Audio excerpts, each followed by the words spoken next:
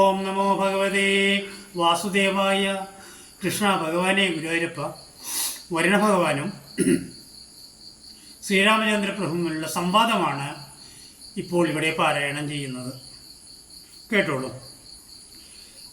വരുണൻ പ്രഭുവിനെ സ്തുതിക്കുന്ന രംഗമാണ് താഴെ പറയുന്നത്. കാരണപുരുഷ്യം കാരുണ്യസാഗരം നാരായണം ശരണ്യം പുരുഷോത്തമം ശ്രീരാമമീശം ശരണം ഗതോസ്മി ഞാൻ. രാമചന്ദ്രാഭയം ദേഹി മേ സന്തതം രാമ ലങ്കാമാർഗമാശുദ്ധതാവിതേ. ഭഗവാനെ, അങ്ങയെ പ്രാപിക്കാനായിട്ട് എനിക്ക് സാധിച്ചു. ലങ്കയിലേക്കുള്ള മാർഗം ഞാൻ വെട്ടിത്തെളിച്ചു തരാം. എന്നിട്ട് ഒന്നും കൂടി ഉപദേശിക്കുകയാണ്, ഭഗവാനോട് പറയുകയാണ്.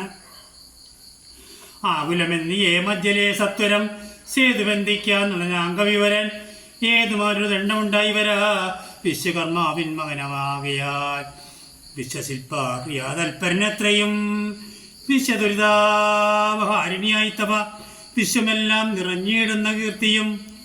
അപ്പോൾ വരുണ ഭഗവാൻ പറയുകയാണ്, ഇങ്ങനെ അങ്ങേ ഭീമാകാരന്മാരായ വാനന്മാരാണല്ലോ അങ്ങയുടെ കൂടെയുള്ളത്. അവർ പാറ പൊട്ടിച്ച് അടർത്തി കൊണ്ടുവന്ന് സമരത്തിലിടും. അത് താഴാതെ ഞാൻ സംരക്ഷിച്ചു കൊള്ളാം എന്നാണ് പറയുന്നത്. അല്ലാണ്ട് സമരം നികത്തി അങ്ങോട്ട് കടക്കൽ സാധ്യമല്ലല്ലോ.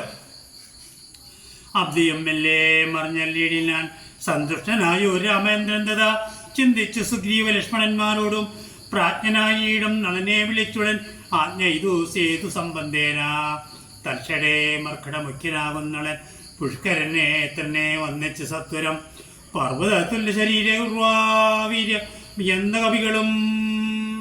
അങ്ങനെ എല്ലാവരും കൂടി ഇങ്ങനെ പാറ കൊണ്ടുവന്നിട്ട് ഓരോ ദിവസമായി ശ്രീലങ്കയിലേക്കുള്ള, രാമേശ്വരത്ത് നിന്ന് ശ്രീലങ്കയിലേക്കുള്ള പാത തീർക്കാനായിട്ട് ആരംഭിച്ചു. ഓം നമോ ഭഗവതേ വാസുദേവായ. കൃഷ്ണ ഭഗവാനെ ഗുരുവായൂരപ്പ.